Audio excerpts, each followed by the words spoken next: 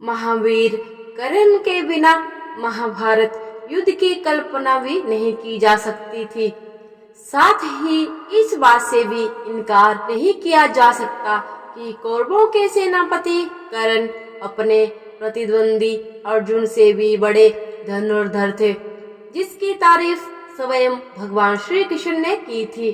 कर्ण न केवल एक शक्तिशाली योद्धा थे, बल्कि बहुत बड़े दानवीर भी माने जाते थे, जिन्होंने बिना युद्ध का परिणाम सोचे अपने कवच कुंडल दान में दे दिए।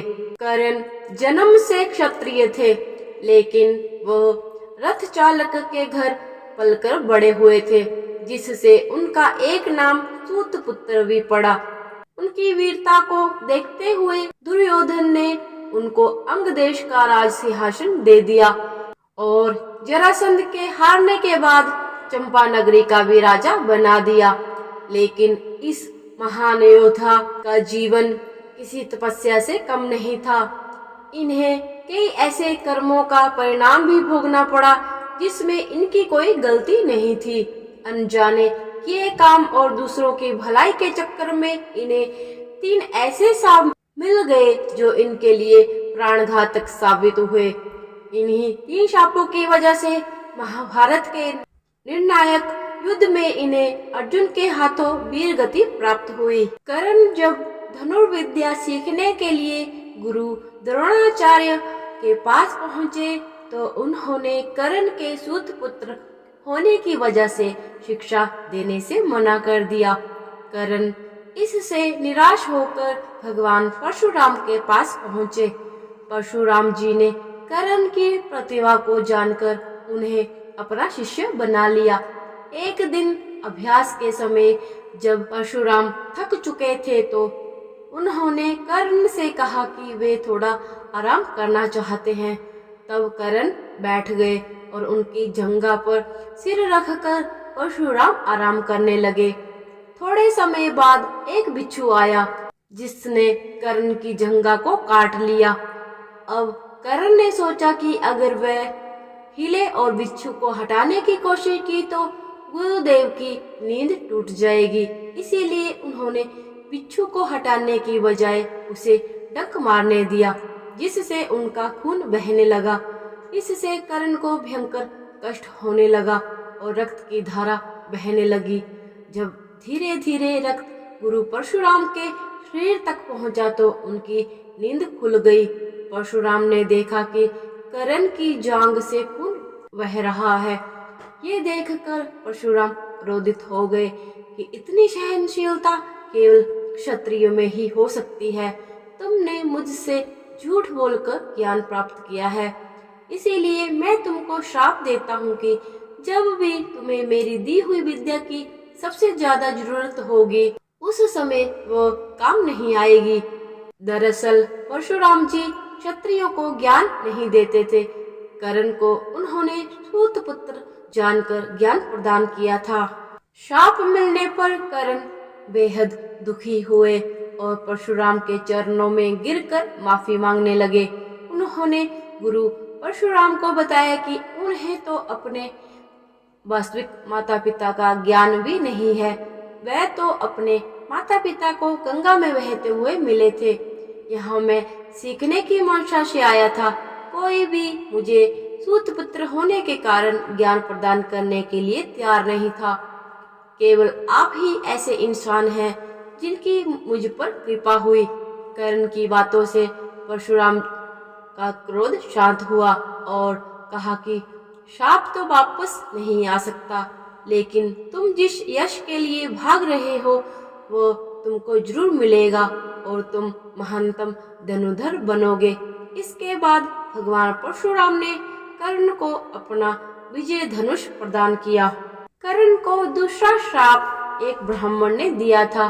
एक दिन कर्ण शब्द भेदी बाण चलाने का अभ्यास कर रहे थे।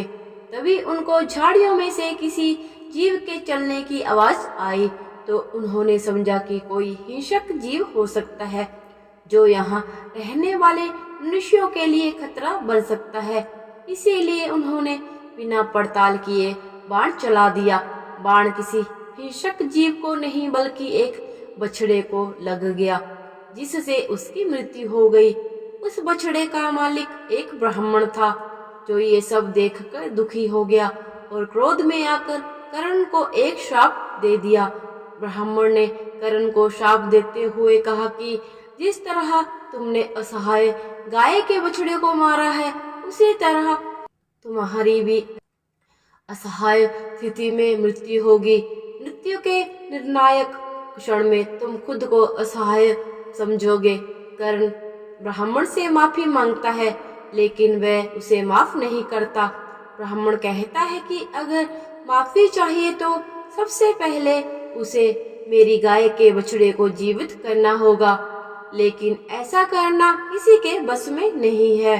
ब्राह्मण ने इसी संदर्भ में एक और श्राप दिया कि जिस तरह तुम रथ पर सवार होकर सर्वश्रेष्ठ बन जाते हो, दूसरों पर बिना गलती के और बिना किसी विचार के बाण चलाते हुए जब तुम जीवन का निर्णायक युद्ध लड़ रहे होंगे, उस समय तुम्हारे रथ का पहिया जमीन में धंस जाएगा और तुम अपने सम्मान की ऊंचाइयों से नीचे आ जाओगे। कर्ण जब महाभारत का निर्णायक युद्ध लड़ रहे होते हैं, तब उनके रथ का पहिया जमीन में धंस जाता है और उन्हें रथ से नीचे उतरकर स्वयं ही रथ के पहिए को भूमि से निकालने का प्रयास करना पड़ता है। इसी समय अर्जुन दिव्यास्त्र चला देते हैं और कर्ण को वीर गति प्राप्त हो जाती है। आंध्र प्रदेश की लोक कथाओं में कर्ण के श्राप के बारे में कथा मिलती है कि एक बार कर्ण कहीं जा रहे थे तो उनको रास्ते में एक कन्या मिलती है, जो अपने घड़े से घी के बिखर जाने की वजह से रो रही थी। कर्ण ने कन्या से पूछा, आखिर तुम रो क्यों रही हो? तो कन्या ने उसे बताया कि घड़े में से घी गिर गया है और अब उसकी माँ उस पर गुस्सा करेंगी। तब कर्ण ने दूसरा घी से भरा हुआ घड़ा कन्या को देने का आश्वासन दिया, लेकिन उसने लेने से मना कर दिया और कहा कि उसे वही मिट्टी में मिला हुआ घी चाहिए। कर्ण ने घी युक्त मिट्टी को अपनी मुट्ठी में ले लिया और निचोड़ने लगे। कर्ण ऐसा कर रहे थे, तब एक महिला की कराहती हुई आवाज सुनाई दी। जब उसने अपनी मुट्ठी खोलकर देखा तो धरती माता को पाया। पीड़ा से क्रोधित होकर धरती माता ने कर्ण की आलोचना की और उसे श्राप दिया कि जिस तरह तुमने मुझे पीड़ा दी है, उसी तरह निर्णायक युद्ध में भी तुम्हारे रथ के पहिए को जकड़ लूंगी। तो दोस्तों, आज की इस वीडियो में इतना ही। वीडियो पसंद आए तो इसे लाइक जरूर कीजिएगा और साथ में ही मेरे चैनल को सब्सक्राइब करके बेल आइकन को जरूर प्रेस कीजिएगा, ताकि मेरी वीडियो की आने वाली नोटिफिकेशन सबसे पहले आपको मिल सके। हरे कृष्णा, धन्यवाद।